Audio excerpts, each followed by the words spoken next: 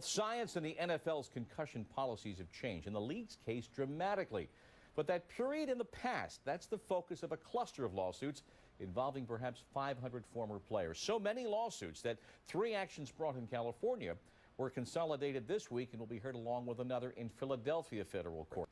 The retired players claim the NFL was negligent and misled players about the dangers of concussions. Now, the NFL denies this.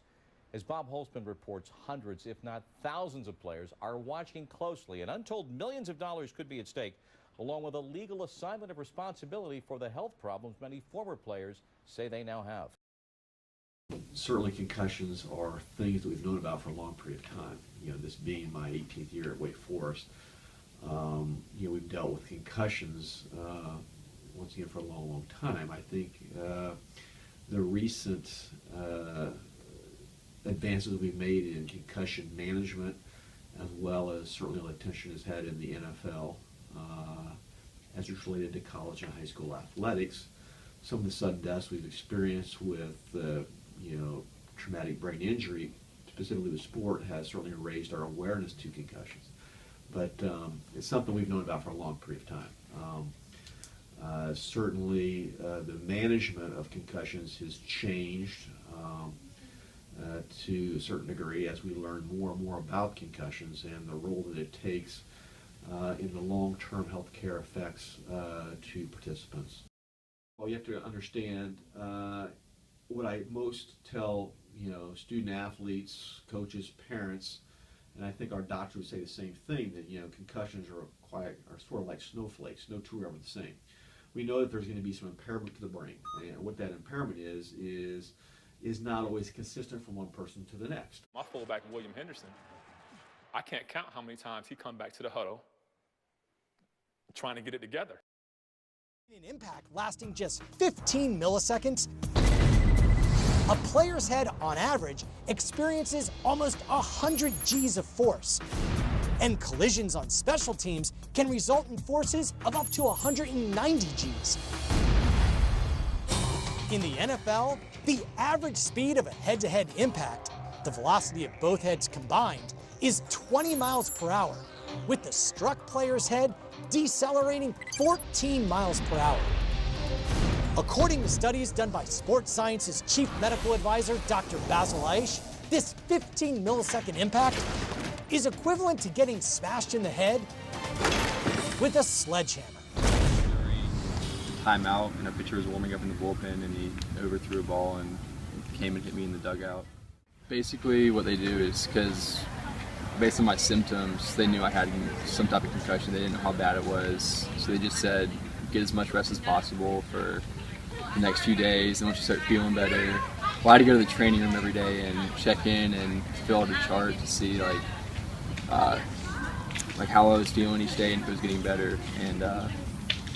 And then basically when I thought I was 100%, I didn't have any symptoms left, I could start working out lightly. It took about a week. My concussion this semester wasn't that bad, so it only took like a week till I could start exercising again. And then after a few days, I was clear to play. I got a concussion about 3 weeks ago on a Tuesday at practice. I'm a co-ed flyer, and I was going from hands to extension with the guy, and he kind of popped me instead of pushing me up, and when I came down, his fist came up and ran me in the head. So I had to go through sports medicine because I'm considered an athlete on campus. I wasn't allowed to watch TV or look at my phone or do anything with bright lights. I pretty much had to sit in a dark room and rest. I was not allowed to go to classes for about a week and a half, so that was pretty strenuous. And then I didn't get cleared for cheerleading till last Thursday, so it's been about 2 weeks. Blurred vision, sensitivity to light, headaches. Straight night's sleep, those are rare. Those are rare. Tough sport. Really, I think that, go back, I forgot what you said. When we look at football equipment and the safety of it, obviously, first off, it's a violent game, so you're never really going to prevent concussions. But what helmets are doing these days is that they use it's an air management system that actually fits the helmet of the individual player. So what you do is you take the circumference of the player's head, you find the helmet that works correctly, so they run in sizes from small through extra large, and then you use the air management system to kind of give you that buffer zone. So like I said, you're never really going to prevent concussions, but what they do is try and put as much standoff between the actual individual person's head and the outside of the helmet. So what you have these days are, you have your Schutt Vengeance and your Speed Flex helmets that have a much larger standoff, so the shell itself is actually 1 to 2 inches removed from the player's head. So that gives a lot more time for that impact to decelerate through that before it actually reaches the player's head. So that's kind of what we're seeing coming through helmets these days. And you've noticed a drastic drop in concussions, but it's something that's obviously always going to be around. The newest technology now is what you see is actually having flexion points in the helmet. So I know Riddell just came out with what's called a Speed Flex helmet, and then you also have the Riddell 360. And what they do is it actually has a point in the helmet that actually has shock absorbers. So with the Speed Flex, it actually has a cutout in the front of it that's actually designed to let the shell itself flex around. So if I get hit from behind, it allows the shell to flex forward before it's not all necessarily put right to the person's head. And what you have with the 360 is the way it's fastened, the face mask itself is fastened out to the sides, so it allows a lot of things can happen if you're hitting head to head. It actually allows the helmet itself to flex back in, so the face mask will actually take the brunt of the hit instead of the helmet itself. So that's kind of what you're seeing going forward, but honestly, obviously you're not ever going to get rid of it, and I think you're seeing more and more going forward, and it's getting better, but you know, it is what it is. It's a violent game. Huge fallacy out there about helmets. Talking about helmet technology, and you know, we devise a better helmet. The helmet has done a great job to reduce skull fractures. That's what a helmet does. It does help diminish the amount of severe force, primarily to the skull.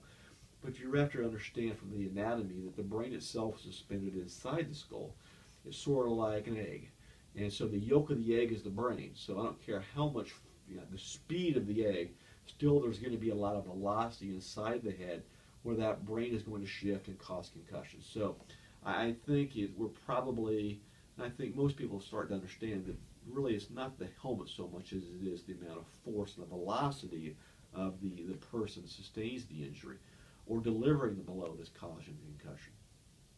Obviously, we know that if we can diminish the amount of contact or head blows, the better off you're going to be. So I think, as an example, in the NFL, you're limited to X number of days per week that you can actually have contact. That's one theory. The other theory has to do with some sensor technology inside the brain, not inside the helmet, looking at the amount of G-forces that you have. And sort of diminishing the amount of blows someone takes. So in other words, there's a threshold that if you take X number of blows, we should take you out of the game. That's something that's been considered. I don't think that's going to be all that practical, but it's something to consider. Otherwise, I think, once again, the helmet technology, putting on the world's greatest helmet, while there might be some empirical data that would say that if you wear this brand of helmet, you're less likely to sustain concussion, once again, no helmet is going to prevent concussions from occurring. One of the things we have here is there's a lot of unknowns about brain injury and about the brain itself. We're all learning. The medical world is learning, the scientific world is learning, the NFL is learning. What I'm proud of is that the NFL is leading the way. It's definitely not a coincidence. You're seeing this, across everybody that's played from the 60s, 70s, 80s is having these symptoms. Football is a combative game. It is collisions, and there's been a lot of research and a lot of data about participants going out there and participating.